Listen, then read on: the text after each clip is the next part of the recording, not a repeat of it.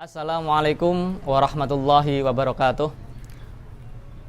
Bil qabul wa tamami su'li wal ma'mul annallaha yasma'una bi sayyidina rasul abil batul wa yarzuqna tiba'ahu fi manan wa naf'al wa naqul ala kulliyatin sholihah wa ala manawahu ahluna wa aslafuna wa ala abaunu salihun wa ala ma fi ilmillah min sholihin niyah syai'ulillah al-fatihah.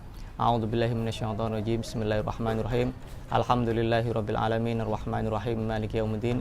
Iyyaka na'budu wa iyyaka nasta'in ihdinas siratal mustaqim siratal ladzina an'amta 'alaihim ghairil maghdubi 'alaihim waladdallin amin. Ashabal ma'ali hadratil muhtaramin wal muhtaramat minal musyahidin wal musyahidat. Tak lupa kepada sahabat kalamku, semoga semuanya dirahmati oleh Allah Subhanahu wa taala.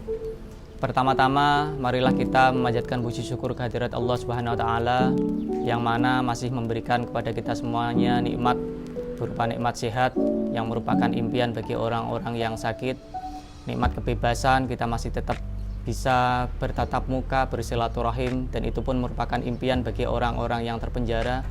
Dan juga nikmat yang tak terhitung banyaknya adalah kita dijadikan sebagai umat pilihan, umatnya Nabi Muhammad Sallallahu Alaihi Wasallam. Diriwayatkan dalam kitab Majalisus Saniyah, Syekh Wahab Al-Munabbih pernah meriwayatkan bahwa Nabi Musa alaihissalam pernah berkeinginan untuk menjadi salah satu umatnya Nabi Muhammad, karena beliau suatu ketika pernah membaca di dalam alwah suhuf-suhufnya kitab Taurat tersebut, ada umat yang mendapatkan beberapa khususiat atau keutamaan-utamaan yang disebutkan di dalam kitab Taurat. Di situ Nabi Musa berdialog dengan Allah. Ya Rob, inni ajidu fil alwahi. Wahai Tuhanku, saya menemukan di alwah Taurat ummatan, ya, umat tuhsyaruna yaumal qiyamah, yang umat tersebut digiring di hari kiamat. Wujuhum ala suratil qamari, yang wajahnya itu bagaikan sinar rembulan. Faj'alhum ummati ya Rob, jadikanlah umat tersebut adalah umatku.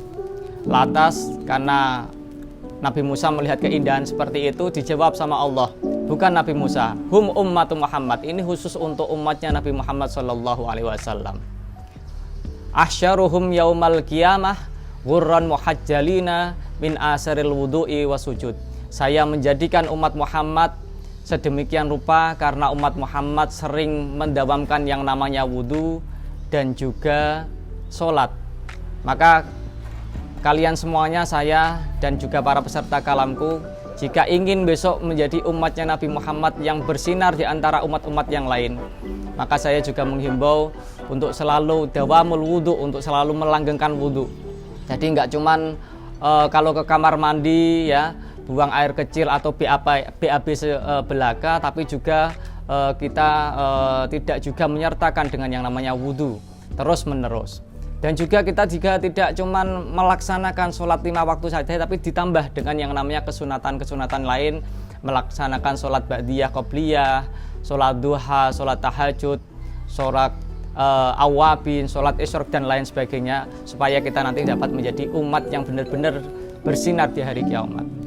Terus ada lagi Nabi Musa berkata, ya Rob, wahai Tuhanku, inni ajidu fil alwahi, saya menemukan di alwah tersebut ummatan marhumatan, yang disebut sebagai ummatan marhumat, yang selalu dirahmati oleh Allah Subhanahu wa taala. Faj'alhum ummati ya Rob, maka jadikanlah umat yang marhumah tersebut adalah umatku ya Allah. Ya Rob. Dijawab sama Allah, tidak Nabi Musa, hum ummatu Muhammad, itu adalah khusus umatnya Nabi Muhammad.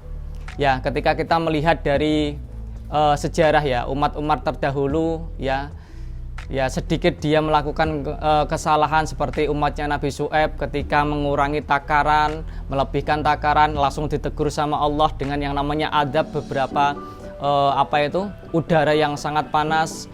Kelompoknya Nabi Lut ya, kaum Samud juga demikian, yang melakukan yang namanya LBGT, suka yang namanya sejenis, langsung ditegur sama Allah berupa gempa dan juga hujan yang berupa batu-batu. Umatnya Nabi Soleh yang membunuh yang namanya onta, langsung ditegur sama Allah ya berupa angin kencang, yang angin ribut seperti itu. Tapi kita nggak pernah melihat yang salah satu dari umatnya Nabi Muhammad itu sendiri yang melakukan kemaksiatan itu langsung ditegur. Jadi mereka itu seolah-olah menjadi umatan marhumatan, umat yang memang benar-benar diwelas asihi.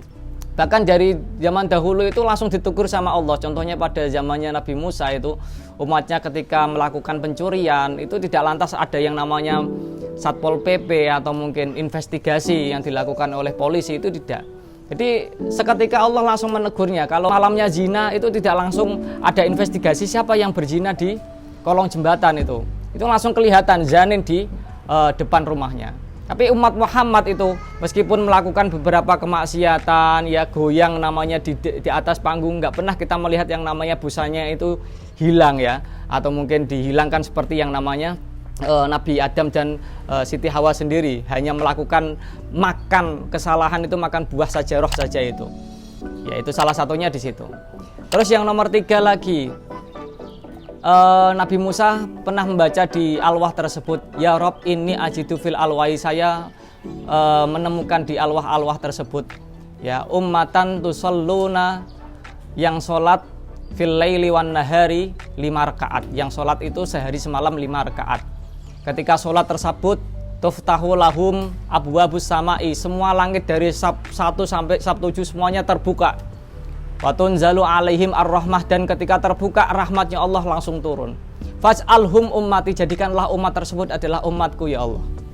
Nah, dijawab sama Allah lagi, tidak Nabi Musa, ini khusus umatnya Nabi Muhammad. Dengan demikian keringanan-keringanan dan luar biasa yang diberikan kepada umat Muhammad.